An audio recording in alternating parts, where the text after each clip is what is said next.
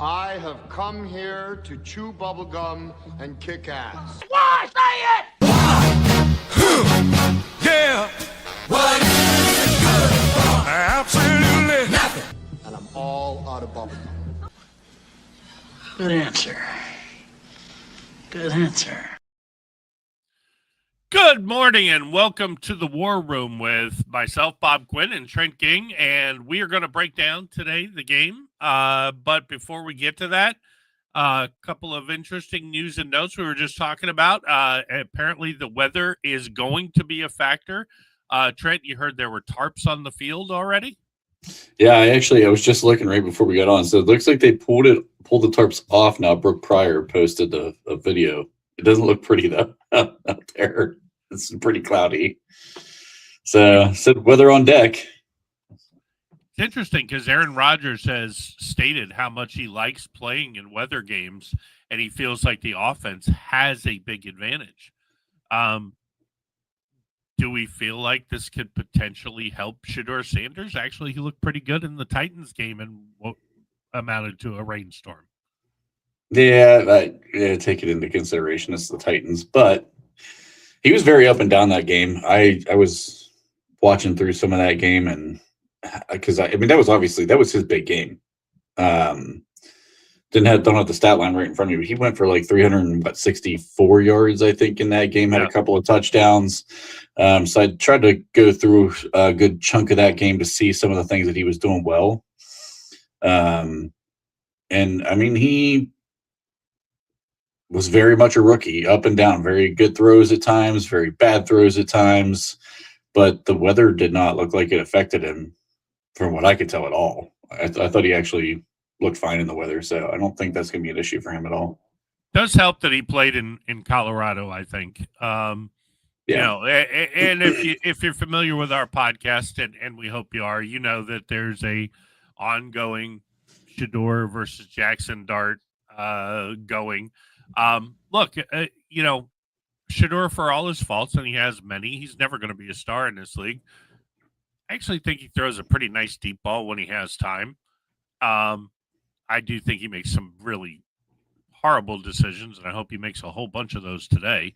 But yeah, kind of like you said, a rookie is a rookie is a rookie. So, you know, Tomlin has had a lot of success against rookie quarterbacks in his career. I think he's only lost to a rookie 4 times. Yeah, he's like 27-4 or something. Yeah, and they really made Dillon Gabriel look bad when they played him the first time.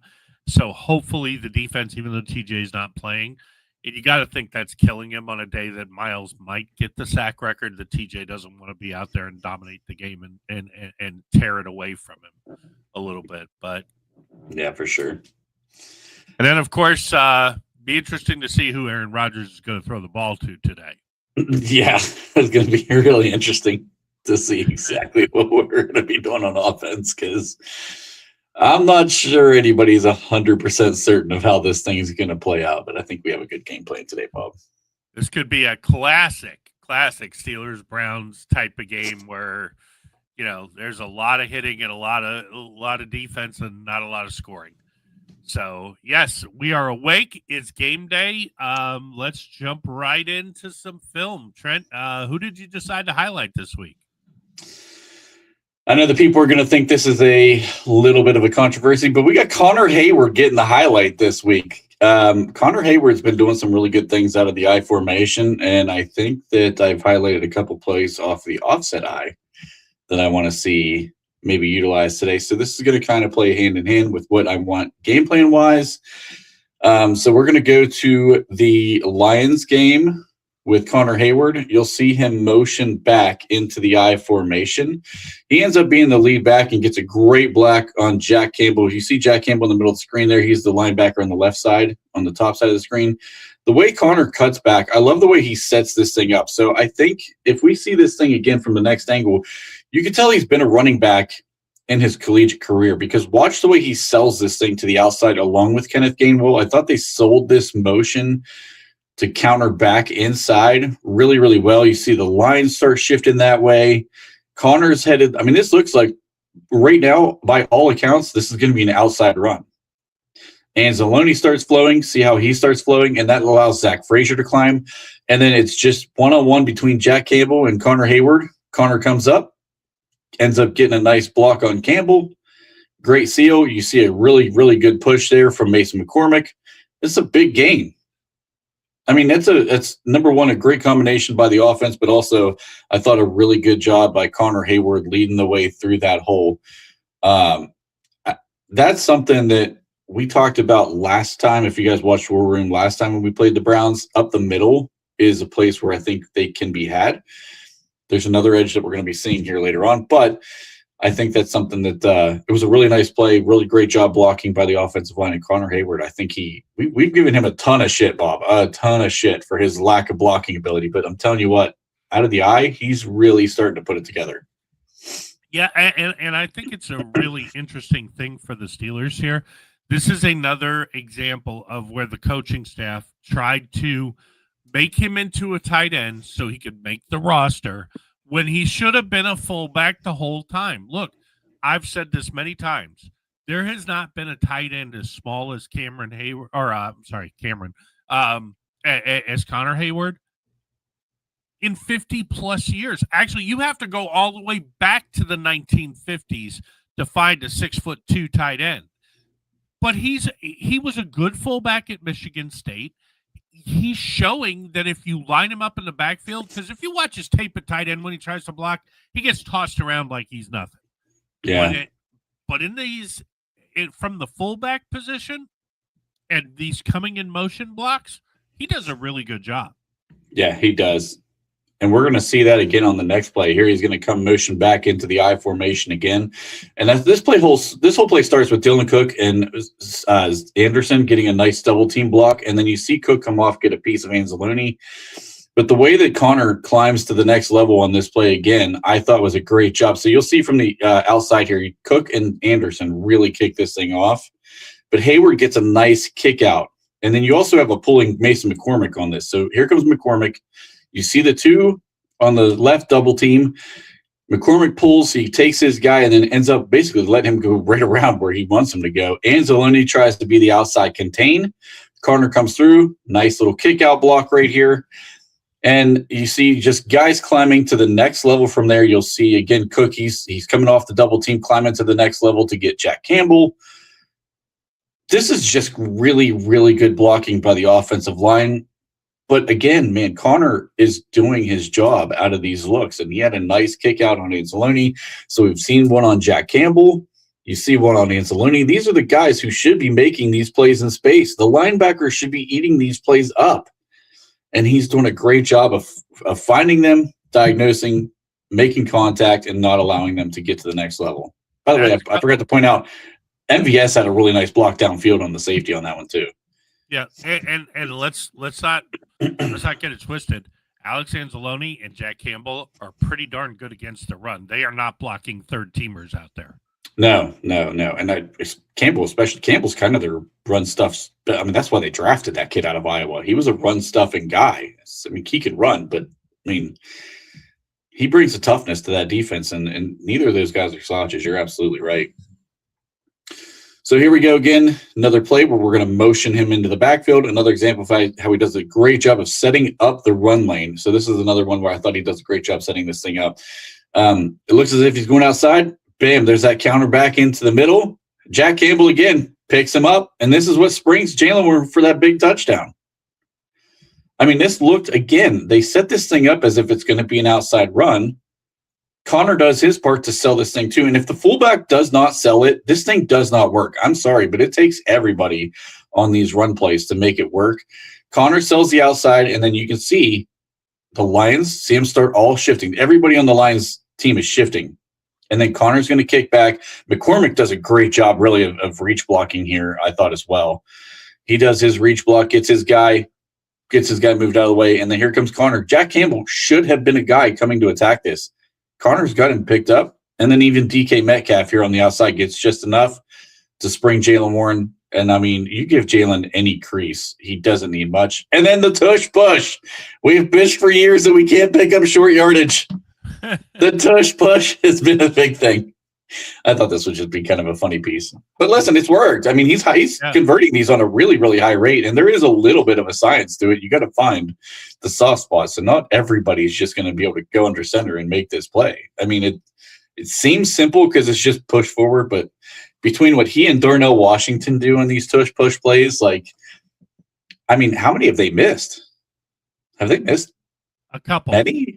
Just a couple. I mean, they're converting at a high rate. So, love the tush push.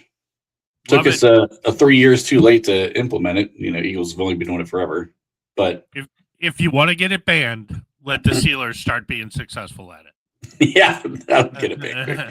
And then DMC3 is here to introduce the Steelers offense, of course, with the Heisman pose. Oh, God. All right. So, hold on. Pause this for just a second. So here's something that I want to talk about. So we got to make sure Myles Garrett does not wreck this game. Mason Graham has been playing a lot better from the interior than what we saw in the first game against the Cleveland Browns. He's looking more like a first-round rookie. But the key to this, everybody knows, you cannot let Myles Garrett wreck this game. So we're going to go back and forth a little bit on some of the things that I think we can do to neutralize Myles Garrett, both in the run game and in the pass game. The first one's going to be in the run game. So the Bills are going to come out in the offset eye. So talking about Connor Hayward, here's why I'm highlighting Connor Hayward. They're going to go in the offset eye. And this is what we saw a lot in the Detroit game. I love this little pitch play, but watch how Cook cuts this upside. This is not like a stretch play where you're just trying to get outside of everybody. This is a zone blocking scheme, which is what the Steelers like to do. You'll see the offensive linemen start climbing up to the next level, and the fullback does his job to pick up his guy out in space. And James Cook, rather than just trying to get the edge, he gets upfield off tackle. See the tackle? Here comes the guard from the backside. You'll see the fullback out in space, and Cook has the speed to make this thing work against a very fast Cleveland defense, but they are smaller once you get to the second level. And you see these big guys get out in front, and Cook has nothing but daylight. He just gets it straight upfield. I think this is something that both Kenneth Gainwell and Jaylen Warren really could be effective with in this game. And it was that quick little toss play. It wasn't like the turn and pitch. It's just that quick little, shovel toss that helps make that thing go and get it. It's more of like a speed toss play, which I really, really liked. I think that's something that we could do. And it's also running the play away from Myles Garrett, which limits his impact on the game. That's something that the Bills tried to focus on in this game. I thought we saw them run a lot more away from Myles Garrett. I want us to do the same thing. So here's it really the thing. Frustrates him too. Can you pause this one for a second too? Yeah. So here is a play.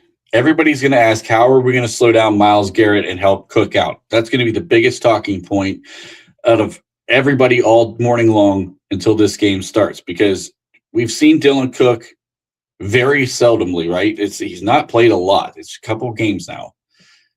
And his competition's kind of ramped up a little bit, but he didn't see a ton of Aiden Hutchinson. He saw a few plays from Aiden Hutchinson. He's going to see a lot of Myles Garrett. So this is a whole different animal that he's going to be facing today.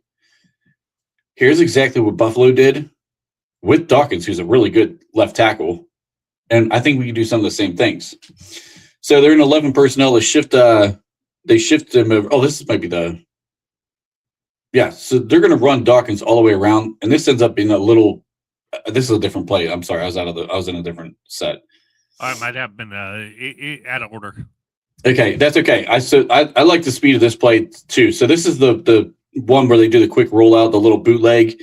Again, this is another Gainwell or Warren play right here. I like the way, again, they're going to run this thing away.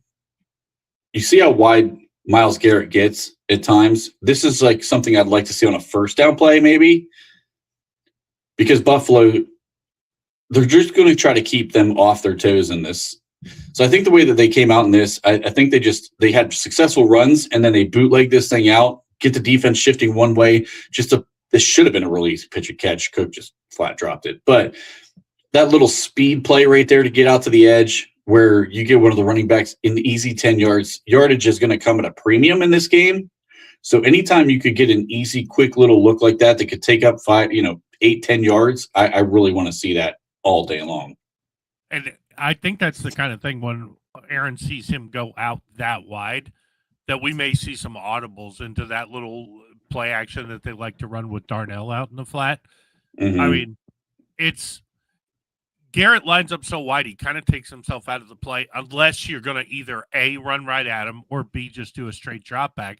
I'm kind of surprised he gets so far out, knowing that, hey, if teams see that, it should be an easy, hey, we're just going to roll right away from you, and there's no way you can get there. Yeah. Unless it's Russell Wilson holding the ball. Sometimes he likes that little counter move where he tries to like get inside of you. He'll do that little jump swim move where he tries to get inside because he tries to get these tackles out really, really wide and give space between him and the guard. But sometimes you're right, it does kind of take him out of the play. Excuse me. All right.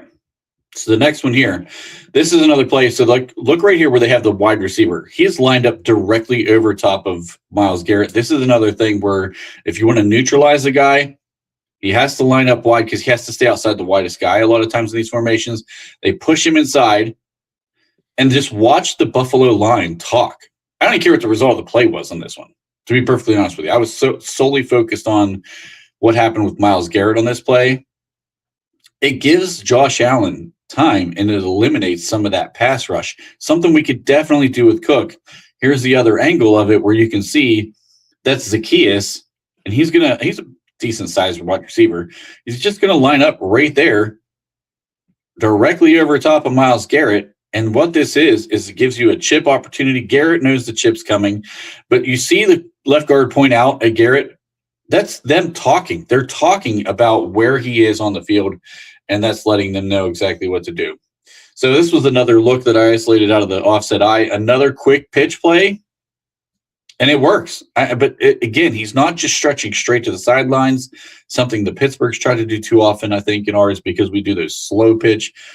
This thing's another one of those quick pitch type things where they just try to hurry up, snap it. Josh Allen gets around quickly, gets that ball in the hands of Cook very quickly. You see the guys on the edge seal their guys up really, really well, and it opens this thing up because everyone else just starts climbing to the next level. And again, Cleveland's secondary and linebacker Schlesinger is a decent size, but the other guys, actually, he's not very big either. He's just slow. The other guys are pretty slow. I mean, they're 230-pound linebackers. They're not very big. So I just thought that was a great way to kind of isolate some things to really make things work. You're running away from Myles Garrett. You're getting help from Myles Garrett. And then it's the key to this game, especially now that Isaac Seumalo is not going to be playing, is those three guys between Zach Frazier, Spencer Anderson, and/or Andres Pete when he's in the game, and Dylan Cook have got to communicate. They have to communicate. When Myles tries to do those things where he loops around, Frazier has to be aware. We have to slide the protections to the right sides and make sure that we have everybody in line for him because he can wreck a game really, really quickly. Yeah, absolutely. And, this is a game that'll be interesting because we're without DK Metcalf, but I feel like if you can get this running game going early and often, that there's going to be a lot of play action opportunities down the field. And honestly, I think a wet field where it neutralizes a little bit of speed may work to the advantages of guys like Thielen and Pat Freiermuth, guys who are a little bit more tactician route runners. And I think it'll be very dangerous to play some man-to-man on a wet field. Yeah. And they're going to play a lot of man-to-man. It's just going to staple their team. So I'm going to talk about Cleveland's offense before we get into this real quick. So there's a lot of talk about Dylan Sampson, the other rookie. I actually think we're going to see a lot of Raheem Morris in this game as the lead guy, with Sampson going to be the guy who swings it out wide. We're actually going to highlight the entire first series from Cleveland against Buffalo. So you can see how Kevin Stefanski is drawing up a game plan here just to try to get Shedeur going. Look at this little easy toss outside to the running back. Ends up gaining really good yardage. Thank God Quinshon Judkins is not playing in this game.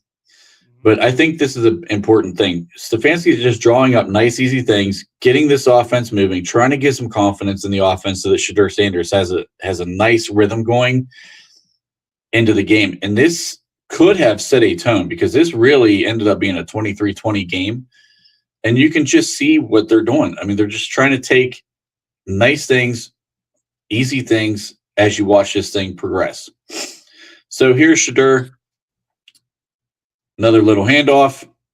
Good yardage. Staying ahead of the sticks.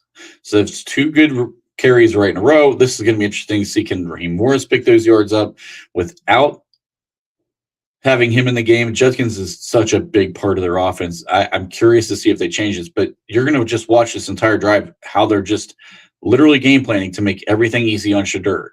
Get the sticks moving, stay ahead of the yardage, make sure that his throws are easy pitch and catch type throws. Playing out of the shotgun, now you ran it twice, play action, quick, easy throw out to Fannin. These throws are not beyond the line of scrimmage, and he does not throw a lot of yards beyond 5 yards. So, we are a lot of throws beyond 5 yards. So we talked about what Aaron Rodgers looked like early in the season. Shadur looks pretty much exactly the same. A lot of throws behind the line of scrimmage, a lot of throws that are just going to be quick, easy routes. His problem is he holds the ball too long, and you can see Stefanski is just trying to get it out of his hands. And that's the thing. We know Shadur will hold the ball, and he will try to play hero ball. So you can see Stefanski trying to get him into a rhythm of, hey, get this out of your hands quickly. Another just, here's a quick reverse. I think a lot of this stuff doesn't necessarily work without Judkins, to be honest with you. I know, but you can just see like the game planning. I was more focused on the game planning of the way that Stefanski was setting this up for Shadur. Like, I mean, these are nice, easy plays where you keep the ball moving. You're not getting, you're down in distances, aren't getting behind, and then it keeps the playbook open for him. And you can see easy throws. This was a 2-read throw. They run a double post route, or not double post route, double in breaking routes. And you see the first read, he just looks straight to the right, not there. Second guy, right there, get rid of the ball. And that's just what Stefanski's trying to do for him. Like, they know he has a problem holding the ball, and you can just see easy throws, easy reads. We're not going to make you read the whole field right now. This isn't what you're going to do. This is what you do with a rookie quarterback. And they were doing that a lot, and they were leaning on this run game. And this was just Judkins making a play, because that should have been a 3-yard loss. Mm-hmm. That's a big key. You're right. Him not being in this game is going to be massive, because Raheem Sanders is a big boy. He's 230 pounds, but he doesn't move like Judkins. Look at that. I mean, that should have been a loss. Yeah, he's nice just wiggling his way. Yeah, hold on. Yeah. Yep. And then, Raheem Sanders, Greg says Raheem Sanders would have been a nice lower round pickup.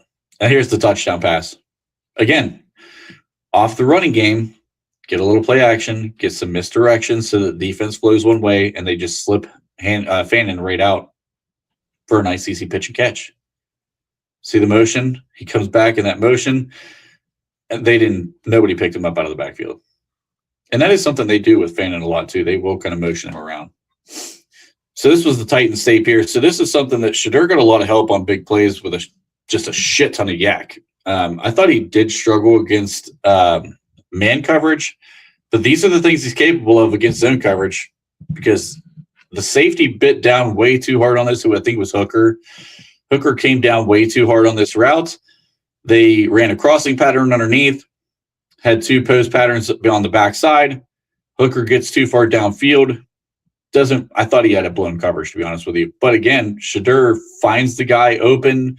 He's good at those re-diagnosed quick throw plays where he can get the ball downfield, and he's very, very accurate. So this was another one. This one was against man coverage, so it's not like he can't throw. This was a great touch throw right here.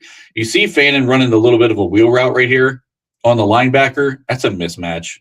That's a mismatch all day, and they want to get that guy in advantageous situations. And Shadur does put this ball right up on the money over top of the linebacker on this play. So Shadur's got plenty of problems, but he can make some good throws too. So I wouldn't look at him as the same as the Dylan Gabriel thing at all. All right, then. Remove this from stage, and looks like the stream is temporarily unavailable. Uh-oh. It thing due to policy violations. Maybe we showed a little too much film today.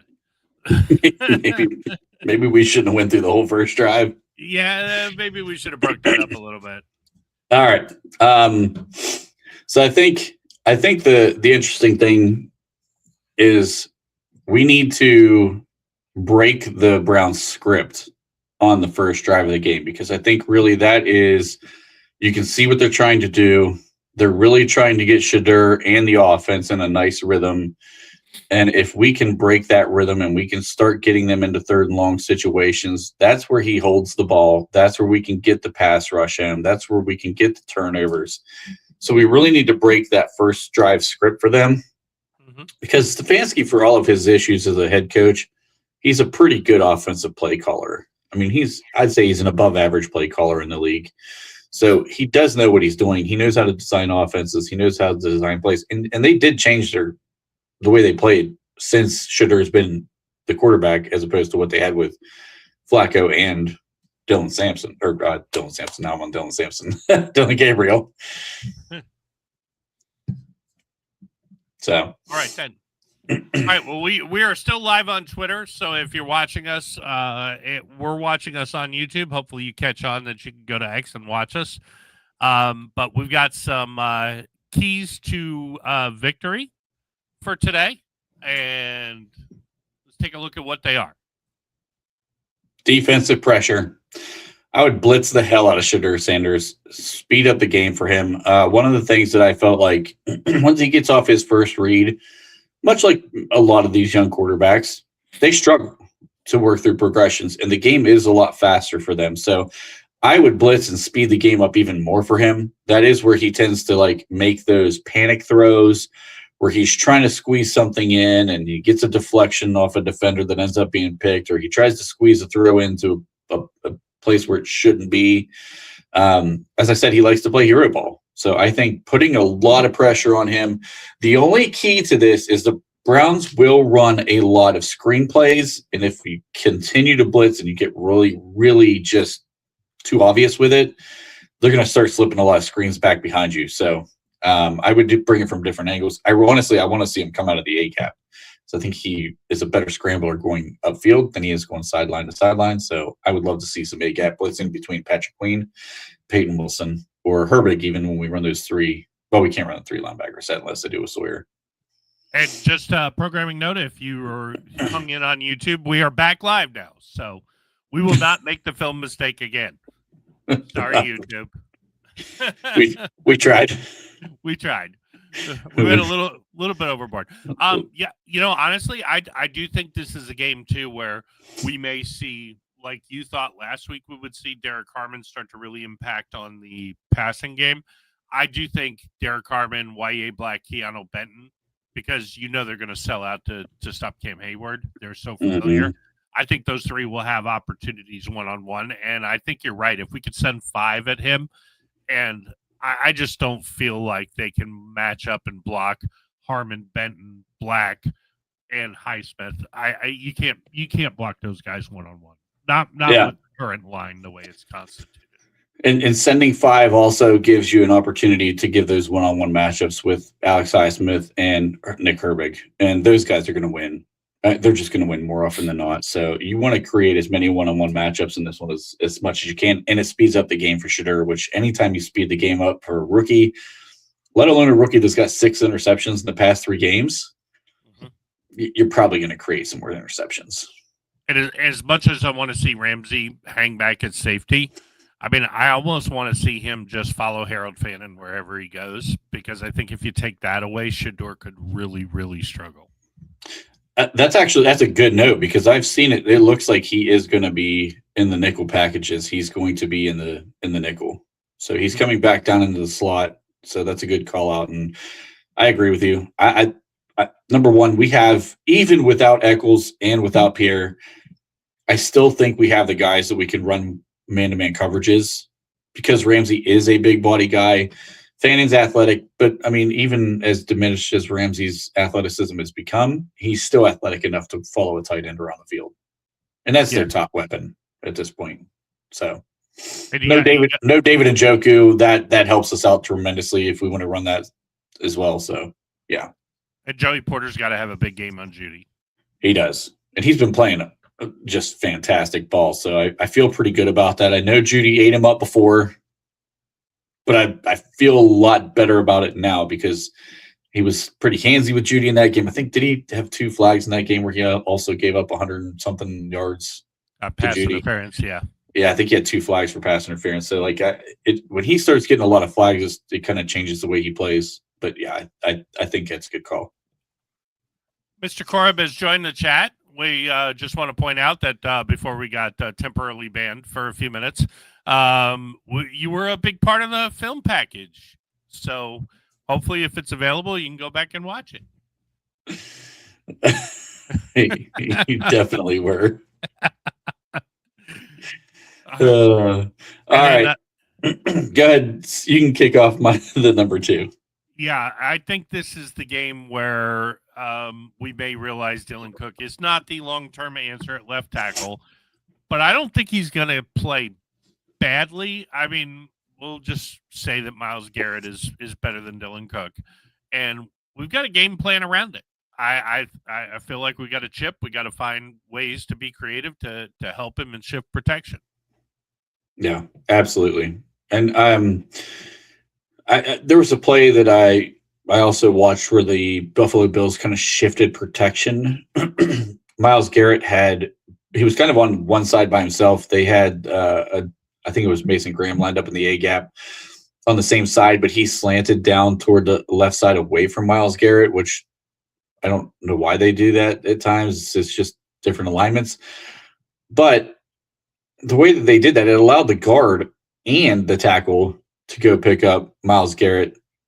And it was another easy thing. And they lined up the receiver top and tried to force him inside to where they had help from both guys. But I think it is. Myles Garrett is the key to this game on our offense. You have to slow this guy down. I'll tell you what, Dylan Cook, buddy, if you want to get fucking paid, this is the game to do it. You show up today. Not only could you be the full-time starter moving forward, but you could get a lot of money out of this game if you play well against Myles Garrett. He really could, but I mean, that being said, I still think Mr. Korb pointed out in chat he looked better than Broderick Jones. No, but he is playing a very serviceable left tackle. We'll see today what he looks like. I mean, now if he goes out and somehow dominates Myles Garrett, then he could become the new Dan Moore, as long as it's not like they covered up for Dan Moore. Yeah, and let's face it, do observers have a point that the Steelers did everything they could to scheme up where there's no way he could get home against Dan Moore? Okay, maybe. So they know how to do it. The question is, will they do it? Yeah, and I think ball control is going to be a big part of this game too. So slowing down Myles Garrett helps you stay ahead of the, down a distance type things, stay ahead of the sticks, keep the ball moving, keep the offense on the field. Myles Garrett could wreck all of those things. So you have to have a game plan for him each and every play. It's not just the pass downs. You have to have a game plan for him every play. I would also push back. I don't think the difference in the line has been Dylan Cook. I think Mason McCormick, since the Green Bay game, has played really well when he kind of got embarrassed by Micah Parsons coming up the middle on him. I think he's played a lot better since then, and I think that's a huge key to the line because now it seems like the right side of the offensive line is really a strength with McCormick and Fatanu, and then, of course, you got Frazier in the middle. Yep. I think the offensive line has grown. This is really year 2 of these guys all being together. And I just think they have grown. And it usually takes 3 years for an offensive line to truly gel and truly come together. I think these guys are just kind of finding their footing at this point, and they're playing a lot better football. So it's going to be interesting because we might be starting over at left guard in the offseason. Yeah. We probably are starting over at left guard in the offseason, which will make a big difference of how, if they bring in a rookie, all of a sudden Dylan Cook, Broderick Jones, that doesn't look as appealing if you don't have a solid left guard to sit there and kind of help remind them where they're supposed to be. Yeah, it's going to be interesting because he and Spencer Anderson, no Isaiah Isaac Sayamalu in this game.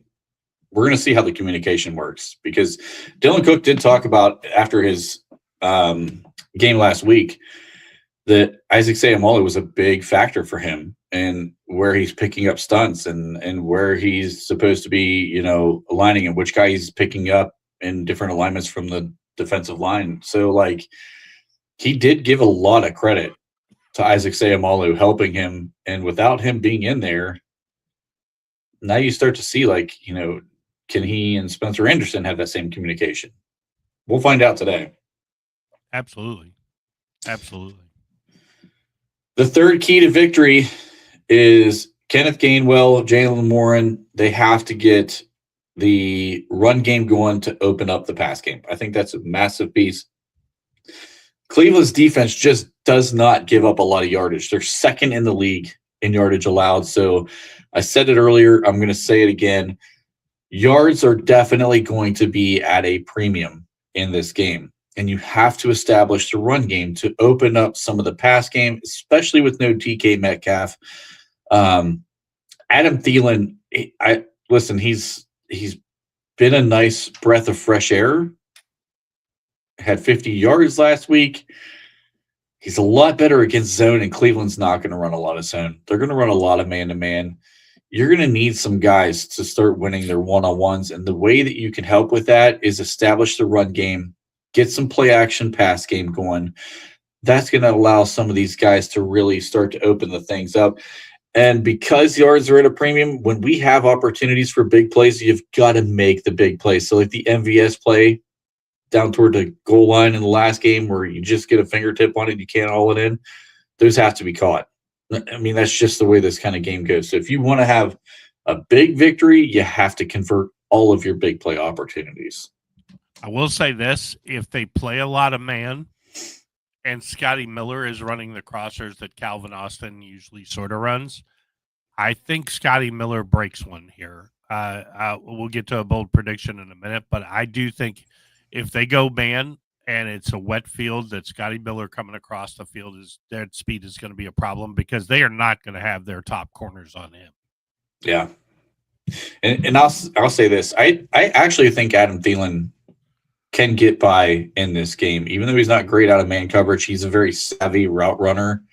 He's a vet, and he's a big guy. Like, he's got good size to him. So sometimes he wins just off of his play strength alone. So I would look out for that, but I think the tight ends are going to play a big factor in this game, in the passing game. Outside of, let's be honest, the running backs are going to lead it. Kenneth Gainwell's probably going to lead the team in receptions. I do feel like there's going to be a shot there early in the game they're going to suck up and attack Gainwell. They're going to expect those 1 or 2 yard screen passes. And I think there's going to be a shot down the field. The question is, who's going to catch it? I have that in my bold prediction, Bob. Well, let's go to the bold predictions. Yes. MVS gets a 40-yard plus touchdown reception in this game. That is my bold prediction. Exactly what you're saying. We try to pound the ball out a little bit, get them to draw in. MVS gets one deep, big 6'4" frame. Aaron Rodgers is dying to get him on a big touchdown. Hit one the first game, almost hit one the second game. MVS gets a 40-yard touchdown reception. Yeah, I also think there's going to be big plays in the passing game, but I don't think it's going to necessarily be MVS, although I do think it's there for him. I think it's Pat and Darnell. I think the Browns will pay a little bit too much attention to MVS. Excuse me. Unlike most of the Steelers today, I am playing with a cold. So, but I think Pat could be a real big factor. He has started to establish trust with Aaron again. And, of course, Darnell. And I think combined, they're going to catch 10 passes, 150 yards, and a touchdown. Bob doesn't take any off days, fellas. Just so you know, Bob will tough it out. But yeah, that I really feel like Pat is going to be a big part of the game plan there. I hope he is, because number one, we're paying him like a top 10 tight end in the league, and we use him like a bottom third tight end in the league. Darnell, there's Corb coming in for you. I could definitely see Darnell having a good game in this one. And let's face it, the undersized Cleveland, like we're talking about, linebackers and secondary, he could be a real problem for them. Problem. Oh, I definitely want to see Darnell get loose on one and just watch these guys try to tackle him, because it's an adventure every week. But when you have undersized linebackers and some DBs that are, Denzel Ward. I love Denzel Ward. He's a Buckeye. I've always thought he's been a top 8 cover corner in the league for a long time. He's a great man-to-man corner. But let's be honest, Denzel Ward wants no part of Darnell Washington coming at him, because he's not a very big guy either. Tyson Campbell's not very big. It's my favorite thing every single week is when Darnell gets loose and just watch these guys try to tackle him. Yeah, I and of course, truth be told, if you're in a fantasy championship today and you have access to Kenneth Gainwell, get him in the game. Yeah, I got him in both leagues starting. Yeah, like I know John last week said he started in a semifinal game on the fantasy podcast that he started Gainwell and Jalen together, and boy, did that work out. Oh yeah, good Lord, that's a ballsy move too, because it's almost like somebody's not going to get there, and he definitely did. Yeah, it's gonna be. Corb, I forget how I got to the championship, and yeah, oh, that's right, I ran through you in both leagues. That's funny. Now, that being said, whether like we said earlier at the top of the show, looks like it's going to be a little bit of a factor. So this could be a sloppy Steelers. I know, Trent, you picked 19-13. I did. I'm staying with that too. I think it's going to be sloppy too. I just feel like either between Shador or late in the game, we're going to wear them down enough where it's going to be a 13-10, 14-10 type of game. And then we're just going to get a late touchdown. That's why I picked 23-10. Only thing I might come off of is 21-10. I definitely feel good about the under in this game, by the way. I saw a stat I wanted to point out too. I know it was from Nick Farabaugh. There was a officiating stat. I'm not going to be able to find it right away very quickly. Sorry. Well, with this crew? Yeah, with the officiating crew and the home field advantage, they win like 74. In divisional games, this officiating crew, the home team wins 74% of the games. So that's why anybody predicting like this big blowout, I don't see it. The weather playing into this thing, it's going to have a factor. Now, I'll say this, Aaron Rodgers throwing in the weather versus guys we've had in the past, I feel a lot better about. Without DK Metcalf, the receiving core that we have, you could be right. Scotty Miller could have a nice, role in this game. So I just Googled the crew. John Hussey is the official.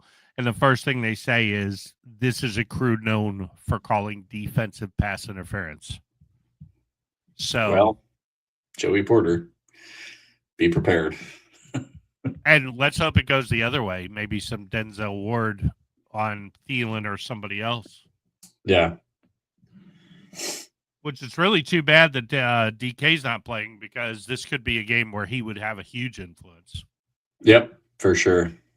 We're going to have to manufacture ways to win this game. And, honestly, it's going to be interesting to watch the linebackers playing against Kenneth Gainwell as well, because as much as we all loathe Devin Bush, one thing that dude has always been able to do is run.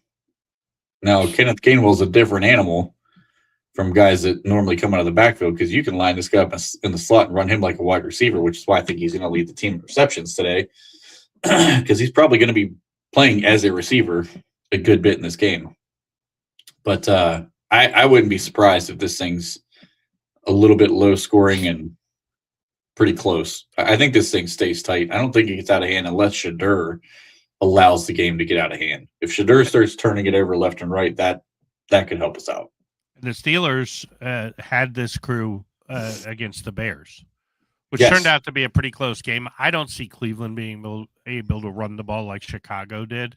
So I feel like Or Caleb Williams going off on us like he did. I mean, Yeah. Shadur's probably not going to go off like Caleb did, because actually we held the Bears down pretty well. Neither back went over 100 yards. Yeah. I think they only had, I don't even know if they hit 100 yards as a team that game. I can't remember now. But yeah, I agree. This is a game where they have to be so motivated to know all the injuries, the suspension. This is a 3-win team. I know it's Cleveland. I know it's a huge rivalry game. But this is a game you have to win. You have to win this if you're seriously a contender, which I'm starting to believe that they are with Aaron Rodgers. I think Aaron Rodgers is good enough to make the difference in this game. I do think he's going to be the guy who brings it home for us. And Cora pointed out on the podcast on Friday, we've lost 3 in a row against Cleveland, and I think we're like 1-5-1 in the last 6. So this is not just because it's a 3-win team. We always know that the records go out the window in these AFC North games. It's always a fight. But if you can't beat this team to win the division and seal this thing up at this point, you don't deserve to host a home game in the playoff. And you had a stat earlier on the pre-show about how many times we've hosted lately. Do you saw that off the top of your head? Yeah, it'll be potentially only the second game we've hosted in 10 years, which is crazy. That should tell you everything you need to know about the motivation this team should have going into this game. And Derek Carman playing in this game, I don't think he was there at the first Cleveland game. I think that makes a big difference for us. I mean, listen, I know everybody says, well, it's not one guy can't make that much of a difference. I'm sorry, but the statistics don't lie. When the guy plays, teams don't run the ball. And if you can't run the ball and you have to force Shadur to throw the ball, my God, that is best case scenario for us in this game, is to get that kid to throw the ball 35, 40 times. I mean, that's going to – you got 2 to 3 balls coming to our defense. As long as Chuck Clark can catch them, we should have 2 to 3 interceptions in this game. Well, one thing to remember, too, now this streak against Cleveland was basically Kenny Pickett, Mitch Trubisky, Russell Wilson. These kind of guys are mostly – Ben was 12-2-1 against Cleveland in Cleveland. Yeah. Aaron Rodgers is on that level, so I do feel a little bit better about the fact that Aaron is the quarterback today. And I think a lot of the trepidation, the nervousness that the Steeler fans have in games like this, you need to recognize the fact that this is not, even Ben, who would, hey, if he thought he was better than you, maybe didn't prepare as well as he should have.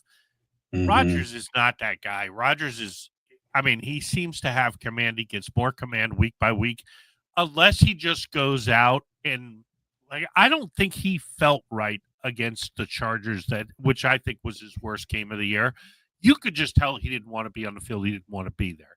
Yeah. So if he goes out and he's dialed in like he was against Detroit, and he's like, hey, this is it. This is the division here today, boys. I think he's going to be dialed in. Yeah. Unless the NFL pulls some just ridiculous shenanigans to get this to Baltimore, Pittsburgh next week, I see a path where it's close, but I just can't see a path for Cleveland to win the game. Cleveland should not win this game under any circumstances. I'm sorry, but Quinshon Judkins is the piece that makes the entire engine go. He's not there. You don't have David Njoku, who really is their second biggest weapon. Judy's a fine player, but Judy's not a good receiver. God, he's dropped a shit ton of balls this year. Yeah. Aaron has looked out in since that Buffalo game. That Buffalo game flipped a switch for him. We've been talking about this for weeks. You can see that I think he and Arthur Smith need to have a good game plan going into this game. I'd love to see some mesh concept stuff in the pass game. I'd love to see a lot of crossers, a lot of quick hitting slants. Scotty Miller, if they play Roman Wilson, these quick shifty guys, it's probably going to be some Kenneth Gainwell. I want to see some quick hitting passes that go for 5 yards, not the shit behind the line of scrimmage. Because Cleveland's going to be attacking. They're going to be downhill. They have always played downhill. Some of the outside screen passes and things that we like to do, those are not going to work in Cleveland. I'm sorry. It's just not. Yeah. Getting the quick slants, getting these quick hitters to Darnell. I mean, he's done that with Darnell a couple times where Darnell just releases off the line and he hits him real quick before anybody covers this guy because he's 6'8". Yeah. Letting Pat Freiermuth slip behind linebackers. Pat, I think, caught two touchdowns against Cleveland the last couple times we played. Am I right about that? Or did he slip 2 game-winning touchdowns or something like that? He's sneaky effective against the Browns, and I think he needs to be today. I mean, let's face it, just on ability alone, he's the best target we have on offense. And I know Aaron doesn't, although I feel like the last couple of games it's clicked. It's coming clicked a little bit. Like he's come off of Jonnu and he's looking for Pat. I just want to see Pat down the field a little bit. I personally, the play I want to see them run early in the game is that little Gainwell floats out and Aaron pumps the screen. It comes right back to Darnell on the backside. Because I think that pass is going to be wide open. Actually, I wanted to check that because he has played better the last couple of weeks, targets and yardage. I feel like there's trust there now. Not complete. He hasn't forgiven him for that drop or not running the right route on that short third down early in the season. Yeah. Miami game, 5 targets, 3 catches, 45 yards. Detroit, 4 catches, 4 targets, 20 yards. Yardage wasn't big, but I mean, you can see the targets starting to get better because he had a 0 in Buffalo, 3 targets in Baltimore. It's been very weird between the two of them. It just it felt like he was looking for him and need moments, and you're gonna need him. You're gonna need him in this game, and Corey agrees with you. He's getting into good graces a little bit more and more. You're gonna need him in this game. I'm sorry, but Johnny Smith is not the guy. He's not been the guy all year. It's got to be. I think game plan is going to factor into this game heavily. I think that Aaron Rodgers seeing the field and having the autonomy to just do what he wants out there, make checks like what we saw. If everybody's seen the Kenneth Gainwell clip by now from NFL Films, right? Like, right. That's just drawing a play up in the dirt with your running back / wide receiver. Those are the things that we need to see in this game. Aaron re-diagnose the defense and just pick this defense apart. Just stay the hell away from Myles Garrett. Don't let him break the record today. You think there's any chance Aaron pulls Brett Favre? I don't know. Just look, if Myles Garrett is untouched and he's got a clean shot at Aaron, I'd rather he pulled the Brett Favre. I don't want him to take that hit. Yeah. No, I don't either. I mean, I don't think he'll just give it to him, but I mean, if he goes to roll and Myles Garrett is unblocked, I could see Aaron just going, "Oh hell no." We're gonna live to fight another day. Yeah, I'm not. I want to win the game. I don't really care if you get the sack record or not. I mean, I do.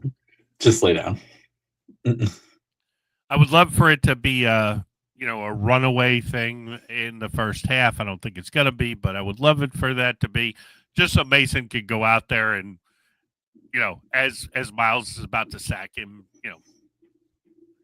I think it was Adam. I think it was Adam that pointed out he kind of disappears in December.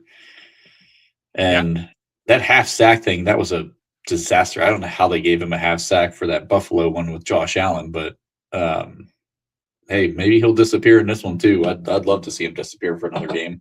Maybe we could pull a longest yard here where we just, let him through and just drill him in the nuts with the football.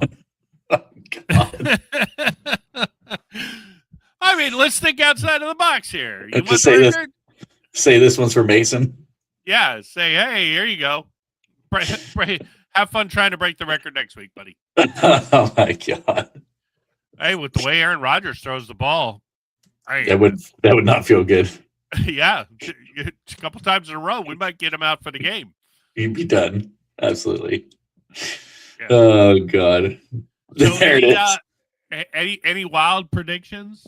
Bob's hot take. Any wild predictions for the game beyond my Marcus Valdez-Scantling or anything like that?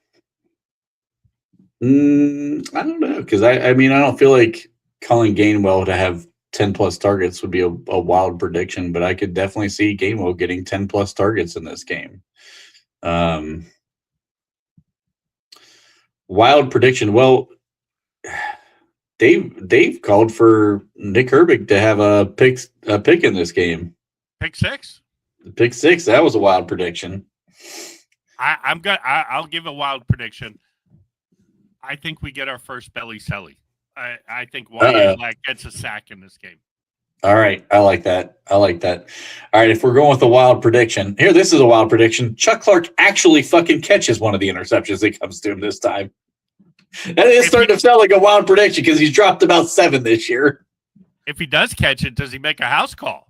No, I don't have any faith. Just if he catches it and he doesn't go down, he might fumble. That's true. I have a feeling if they do match Ramsey up on Fannin, that Ramsey will get one today. He could. He definitely could.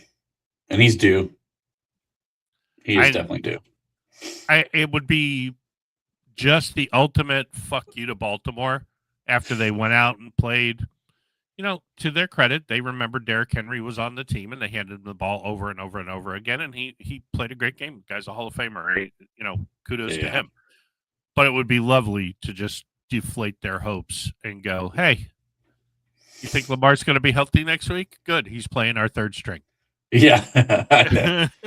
And we definitely need to get healthy for the playoffs. I mean, it'd be nice to be able to set Eccles, who's got a soft tissue with that groin, another week and get some of these guys, get TJ sat for another week, get healthy for the playoff. Like, please, for the love of God, just handle business and seal this thing up. And I'll say this, you pointed out Aaron earlier. Aaron is a killer. When games like this are on the line, Aaron's an absolute killer. He's going to look to finish this thing off. Yes. And if you watch the games last night, that earlier game, I know some people are starting to get scared. We're going to see the Texans as the 5 seed. This is why I say I want Buffalo, because the alternative to Buffalo is Houston, and I don't want to see Houston before the championship game. I'm okay with seeing the Buffalo defense. I am. I think that was just a total abomination. And I think Steelers 10 years ago, Steelers under Cowher, Steelers under Noel, I would bet the house there's no way we lose that game. Under Tomlin, okay, I feel good that we would win the game, but we didn't have that. Under Cowher, under Noel, if you beat the shit out of us, I guarantee you the next time you play us, we got something for your ass when they get back out there. Yeah. And if we are truly a contender who can win games in the playoffs, give us Buffalo again, because you theoretically should be able to game plan and stop everything. You want to run the same running play 25 times in a row again? Guess what? It ain't going to happen. What else you got? Can we get the Chargers back? Can we just get them back? Because I'll take the Chargers. Yeah, ideally, yes. I see where you're going with that. The Chargers are doing their late season swoon. Maybe it wasn't just Brandon Staley. Maybe Justin Herbert is not the guy everybody thinks he is. Although he did play well. He did bring them back into that game. I mean, he did play pretty well yesterday. I like Herbert. I think he's a good quarterback. A lot of these young guys don't really make a name for themselves until they win in the playoff. It's just the way it is. CJ will have that chance now again. You'll have Herbert going to have that chance. He does have one, right? No, CJ's won 2. Oh, that's right. He did win 2. He's already got a little bit of a reputation of, hey, I don't lose in the first round. He hasn't won a second round game, but he wins, and he's generally not the reason they lose. Whereas Justin Herbert was the reason that the Chargers have been terrible in the playoffs. So I would kind of rather have C.J. Stroud come playoff time than Justin Herbert. That doesn't mean he can't change his reputation. Peyton Manning was awful in the playoffs for the first 5-7 years of his career. So doesn't mean it's a permanent thing, unless you're Kirk Cousins. Yeah. If Herbert needs some more help around him with the offensive line being banged up, but CJ, man, them receivers, they're starting to get hot. CJ and the receivers starting to get hot. That offense starts matching up with that defense. Good God, they're going to be they have a legit shot to get to the Super Bowl. A legitimate shot. I think so too, because it doesn't matter where they play. That defense comes with them, and good luck. I mean, they haven't been as good the last 2 weeks, but they're still pretty damn good. But they're doing enough to win. I mean, that's what I'm saying. That offense is starting to come along with them. That offense keeps cooking, putting up points with that defense. They're going to be tough out. And Greg points out that, the revenge game against Indy in the 2005 playoffs really kind of catapulted that team. Once they beat Indy, you knew they were going to smack Denver around in Denver. It didn't matter, even though on paper Denver was theoretically the better team. There's something about him with Aaron Rodgers the reason I say catch the Bills early, not late, is because if you catch them late in the championship game or the divisional round, then Josh Allen might be feeling himself after a victory, and he's gotten going, and he realizes, hey, maybe I am the best quarterback in the AFC this year, and he gets on a roll. I think his butthole will be tightest. We already got part of this video banned, so I think his butthole will be tightest in the first game. Yeah. Josh Allen scares the shit out of me. I want no part of that guy. But you're right. The defense is definitely nowhere near the level of, even the Chargers. The Chargers defense is definitely much better than Buffalo's defense. The Texans is not even close. I totally see your point. Josh Allen, man. He puts that fucking Superman cape on at times in the playoffs and just takes games over. That part scares the shit. You would have to keep him off the field for sure. It's kind of a pick your poison. Yep. Would you rather go against Josh Allen, who can take over a game, no doubt about it? Or would you rather go against that Texans defense? I think I'd rather go against Josh Allen. Because I do not feel good about matching up with that defense, because they don't have to double DK. They don't. And that's the scariest thing. Well, hey, Stingley can go one-on-one. Yeah. And all of a sudden, now you got a very good pass rush, very good linebacker. Shair is a guy who I desperately wanted the Steelers to sign in free agent a couple of years ago, because I think he's just got attitude up the ass and hits like a brick. That guy, now he's kind of dirty. I will say that. Ask Trevor Lawrence. Yeah. But that being said, I'm okay with a kind of dirty player. As long as he's on my team. He's not Vontaze Burfict dirty. No. But he will take a shot if it's there. I don't know if you saw this report. Fred Warner is now questionable for the playoffs. He has worked his way back. They did a big story on that last night that he might play if they get to the playoffs. I did not see that. That's oof. He's a beast. And all San Francisco's got to do, doesn't matter what happens today. Seattle, it could beat Carolina, which I think they will. San Francisco's got to take care of business, and that's the last game of the year. 49ers versus Seahawks, and whoever wins that game has home field. I still think it's the 49ers, because it's that. And by the way, you've been on that train for a while. Yeah, if the 49ers do pull it off, that means they're home through the Super Bowl, because the Super Bowl is in San Francisco. Crazy stuff. I agree with this comment too. Every team that I totally agree. I cannot remember a playoffs like this since the 90s. This thing's wide open. Yeah. I mean, it is wide open for sure. So I mean, honestly, that's why I'm so glad Kansas City. Not that I wish ill on Mahomes. I like him. I think he's a good player. But I'm so glad Kansas City's not in this because they would have figured out a way. Mahomes stepped on the field, he just would have beat you. Yep. Yeah, I agree. It's ridiculous what they do once playoff time rolls around. Yeah. So all right. Well, let's get ready for what we hope will be a Steelers victory Monday. I've got the eggnog and vanilla crown on deck, along with a bunch of Dayquil, so I can stay awake and hopefully watch this. Actually, I kind of hope it's a snoozer. Maybe we get out to a huge lead, but who knows? Steelers will play for. I hope not. I hope you're wrong about that one. I kind of disagree on this and kind of what we talked about earlier. I think the huge difference in this game is the quarterback. I think Aaron will figure out a way to do just enough to get it done. Yep. He knows how to play chess. Yes. We'll figure it out. All right, guys. Well, hopefully we'll see you for Steelers victory Monday. I doubt there'll be a post-game stream unless it's a wild finish. We'll be back tomorrow night at 7 o'clock. Till then, thanks for watching the War Room, and we will see you guys next week against Baltimore. Oh, there's the money shot, baby.